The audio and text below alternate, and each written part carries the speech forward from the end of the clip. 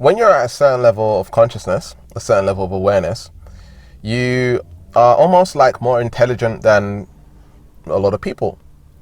And it's a different kind of intelligence. It's not like, academics or, the normal school kind of intelligence, IQ.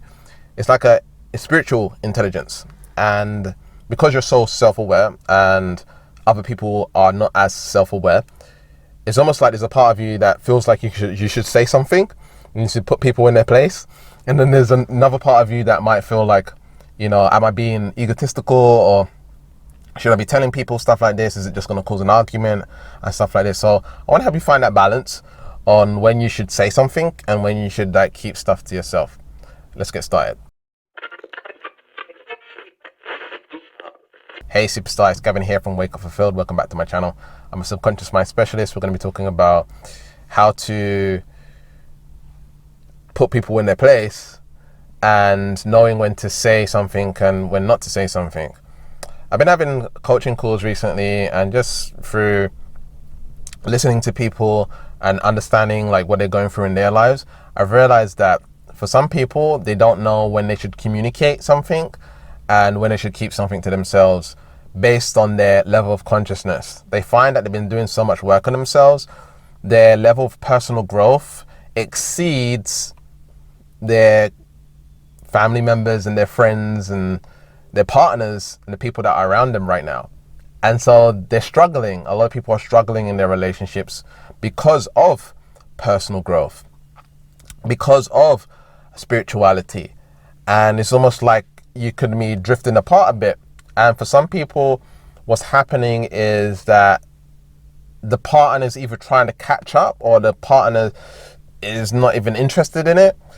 And so friends and family members not necessarily understanding who you are as well. There's a bit of, conflict there. It's a little bit lopsided, and I want to show you some of the things that I've done in my life to really see a huge shift. So the first thing that I had to shift, which is very important, is that you have to see everyone as a blank slate. Okay, so you have to see everyone as being on their own journey, right? And being on their own path. And that where they're at right now is where they need to be at right now.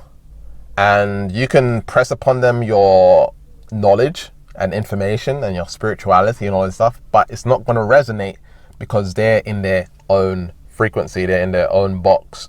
All right. They're in their own channel. They're resonating in a specific way. And so the messages that you are giving to them don't necessarily get interpreted the same way as it would interpret for you. You see it as magic. You see it as amazing. You see it as powerful, but yet they see it as like hocus pocus, or just like, I don't want to do that. And even some partners, what they're going to do is they're going to compete. Okay. They're going to feel like, oh, I don't want to do that because you're doing it and things like this. And so you want to be careful of that. And so I realized in my life that, even just reading the book Think and Grow Rich, 1 year I read it and I was like, this is bullshit. Like, I just didn't see the power in it. And then a year later I had read the book again. I was like, wow, this is an amazing book. Okay, and it changed my life. And I was able to make a lot of money just from that one book and understanding the power of faith. But my level of consciousness at the time wasn't resonating with the information. And so for some people, and sometimes you'll be around people that are not at the level of consciousness that you understand and you can interpret for yourself, but you're unable to express it at the same level and have people understand at the same level as you do, because you're just at a different level of consciousness. And so this is why you have to see everyone as a blank slate, because everyone's going through their own journey. Everyone's going through their own conditioning.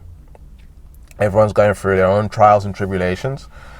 And so you have to either give this person time or give these people time, or just let them be. All right. And that could be let them be as in continue the relationship with them or move on. All right. Let them be. Because people, you can't change people. People can only change themselves. They have to have the will and the desire to change themselves in order for them to change. Otherwise, it's just not going to work. Right? everyone is born with pretty much zero conditioning. Okay, and when I saying that, like the ego mind hasn't been, pressed upon music and what music they should listen to, what religion they should be in, what schools they're going to be going to, should they be driving a car or a motorcycle, all this stuff is all conditioning. Okay, and so this person's got to this particular point in their lives, and they might be expressing themselves as toxic right now because you've learned a lot about narcissism and toxic people and all this stuff. Or this person might be anxiously attached because you've learned about relationship attachment styles. This person might be expressing aggressiveness passively, and you can see it and you're aware of it and all these things, and you're just way past that now. All right. The ego is going to say you're past it. Okay. Now, I've been in relationships where it's like, no, but that's my ego saying that. The truth of this person, the core of this person is love. Like the core of this person is love. And I know this 100%. And so there might be aspects of them that I don't like, but a majority, I do like about this person. 90%, 80%, I do like this person. And so the 20% is just what comes along. I'm sure there's 20% that they don't like about me. I'm not perfect. So these are the ways that we need to look at it. I'm not perfect. And so we don't want to be ego bashing.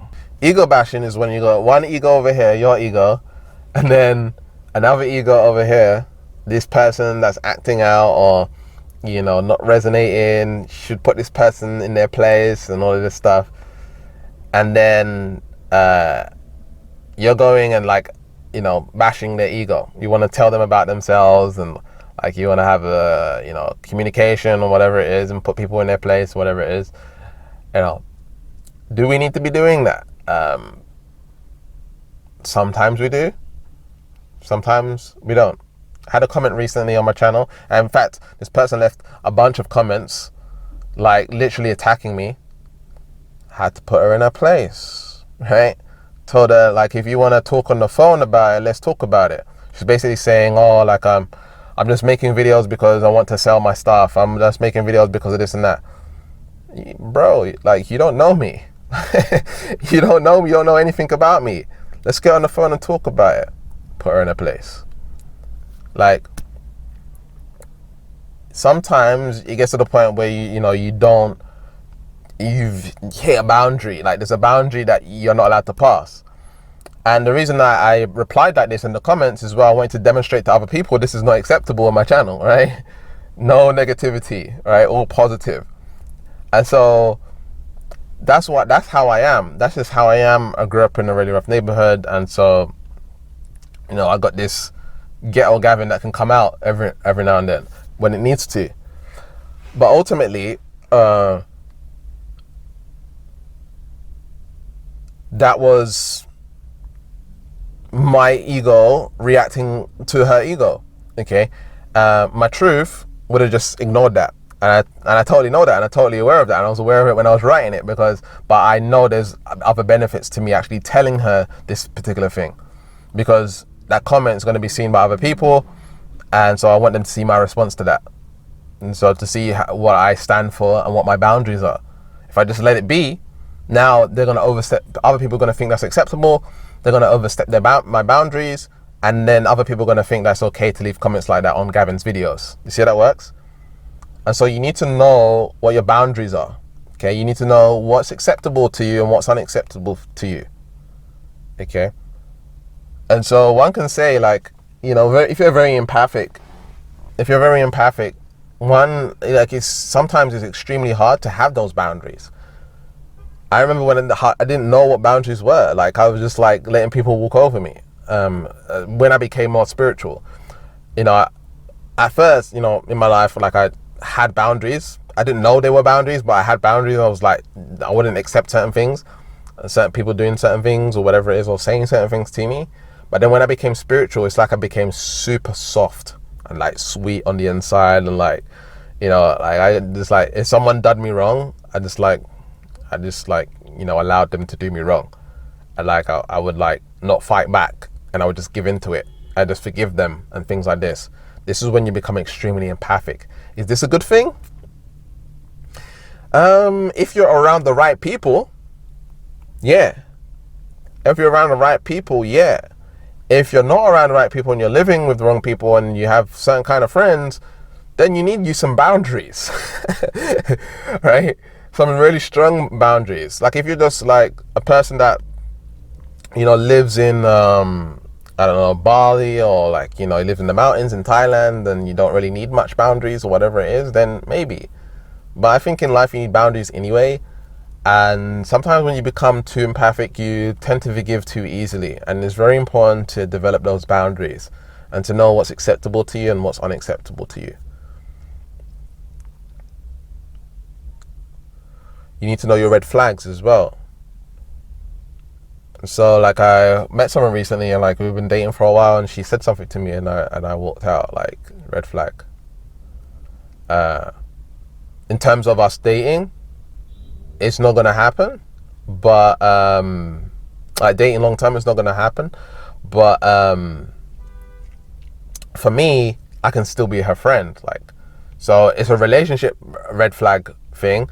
In a friendship, it's fine. Like, but in a relationship, I'm not going to take that level of verbal abuse. Okay, I'm just very strict like that when it comes to relationships.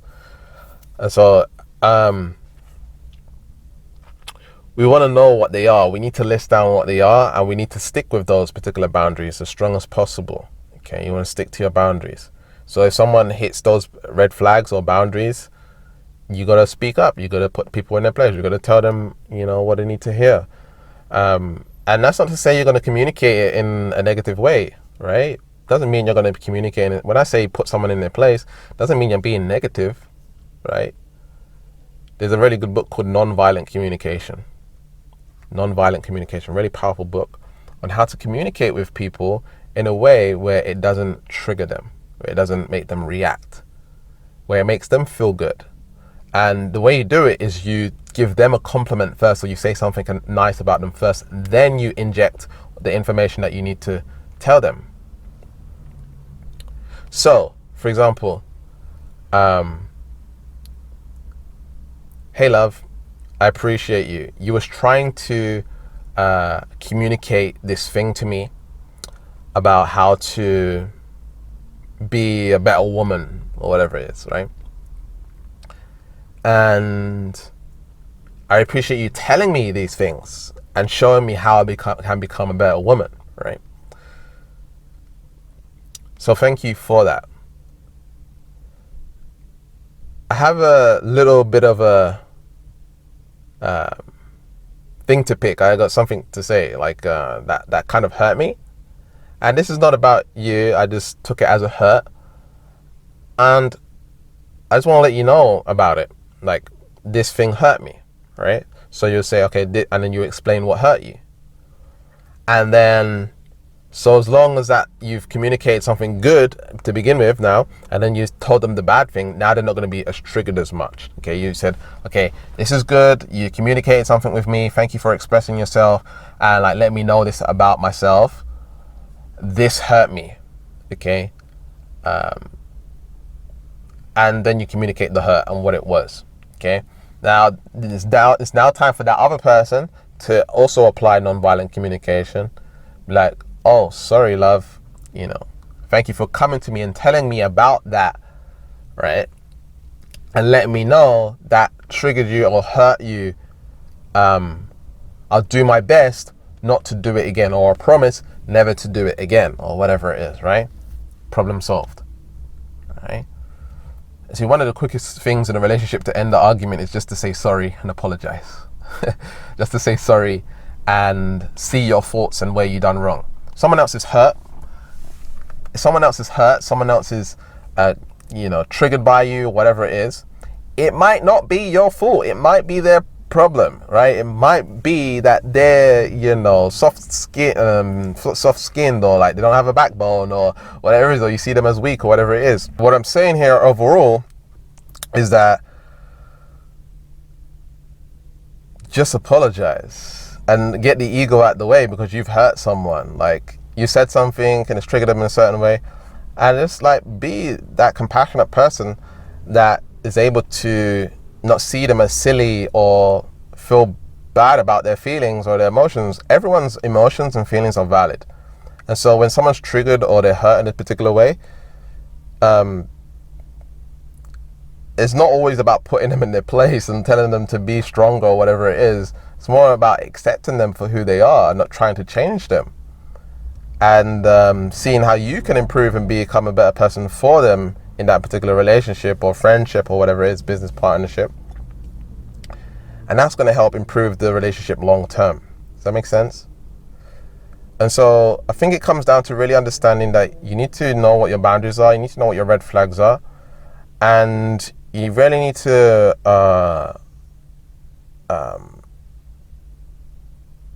especially if you're empathic, you really need to like understand that, like, you know, people, if you're nice, people are going to walk over you.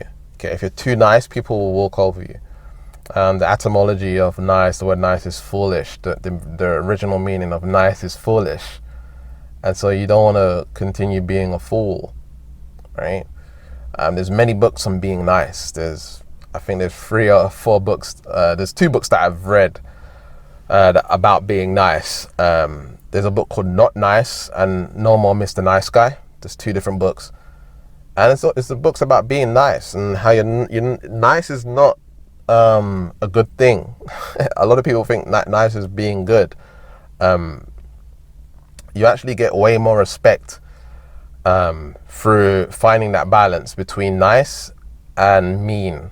You know what I'm saying? Finding that balance and finding that middle place. Okay, especially if you're not around certain people, all right, in certain environments, right? If you are around certain people in certain environments and it's all high vibes and that, you may still need boundaries and you may still need not to be nice, but most likely way less. All right.